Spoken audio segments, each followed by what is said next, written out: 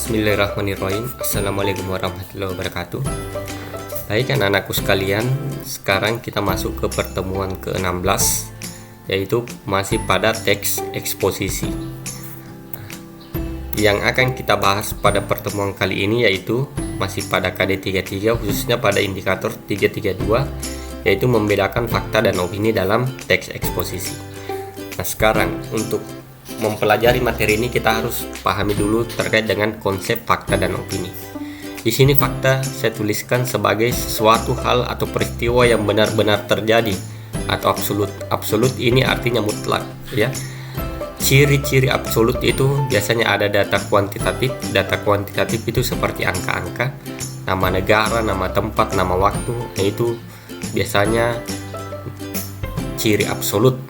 Nah, sedangkan opini merupakan gagasan atau ide atau pemikiran seseorang terhadap suatu peristiwa atau hal atau masalah, dan dia sifatnya relatif.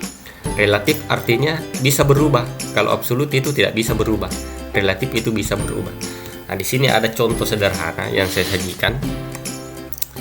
Pemuda itu memiliki tinggi badan 170 cm. Ini contoh kalimat fakta. Kenapa dia dikatakan fakta? Karena ini bersifat absolut atau mutlak. Ini ada data kuantitatif. Dan kalau kalimat ini misalnya ada seorang pemuda dengan tinggi badan 170 cm, kemudian Anda diminta membuat kalimat, ya. Berapa tinggi pemuda itu? Tentu semua orang menjawab 170 kalau misalnya sudah diukur, ya. Nah, semua orang dimanapun berada akan menyatakan bahwa pemuda itu memiliki tinggi badan 170 cm.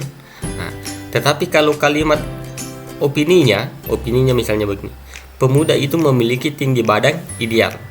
Tinggi badan ideal ini namanya relatif, ya, relatif.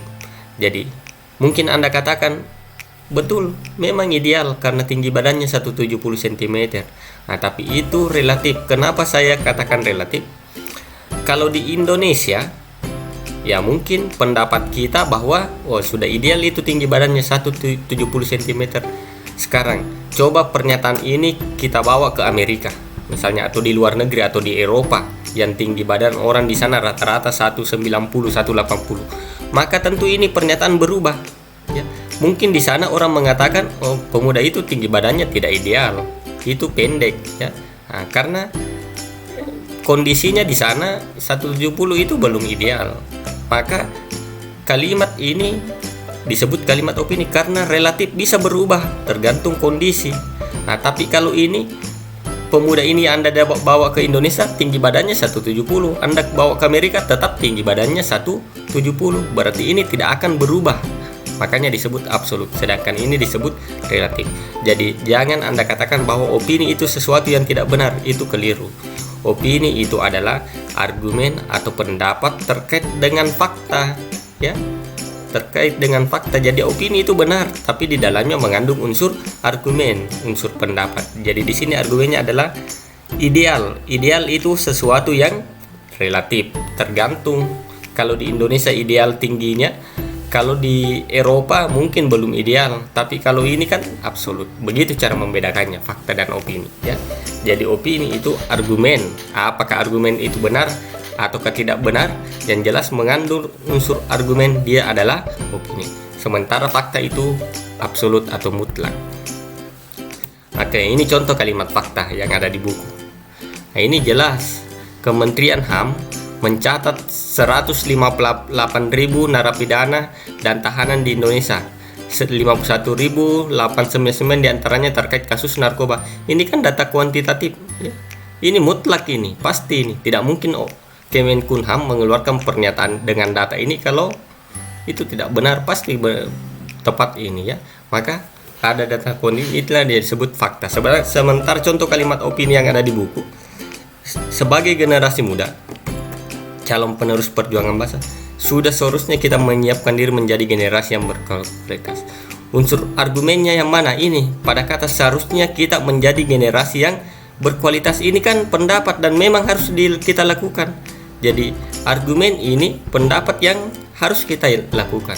Jadi ada unsur argumennya, itu kita harus menjadi generasi yang berkualitas, ya. Tapi itu benar Pak? Iya memang benar, tapi ada unsur argumen.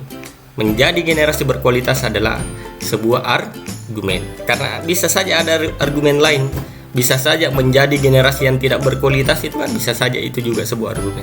Jadi itu cirinya ya, cara membedakannya nanti seperti itu. Baik anakku, untuk kegiatan evaluasi silahkan Anda kerjakan kuis pada Google Classroom ya. Sekarang coba kita buka Google Classroom. Di Google Classroom jangan lupa isi daftar hadir seperti biasa. Kemudian materi ada di situ tadi, PowerPoint. Kemudian kuisnya seperti ini ya. Nah, kalau saya buka ini kuis, ini adalah beberapa kalimat yang saya ambil dari teks eksposisi berjudul Pembangunan dan Bencana Lingkungan ya. Nah, itu teks eksposisi itu ada di buku ya, ada di sini. Anda bisa baca ini. Ini saya ambil dari teks ini beberapa kalimatnya. Nah, kemudian tentukan apakah kalimat itu fakta atau opini. Jadi pilih fakta atau opini. Jadi hanya dua pilihan. Jangan ada mencentang dua, satu dicentang saja, fakta atau opini. Kalimat pertama pilih. Kalau Anda katakan fakta, centang ini. Nah, kalau Anda katakan opini, ya ini yang dicentang. Begitu. Nah, begitu juga kalimat kedua, 3, 4, 5 ya. Nah, ini saja ya. Dulu ada 5 kalimat, sisa Anda tentukan fakta atau opini. Oke anak-anakku sekalian, untuk pertemuan hari ini saya rasa cukup. Saya Iri, wabillahi taufiq wal hidayah. Assalamualaikum warahmatullahi wabarakatuh.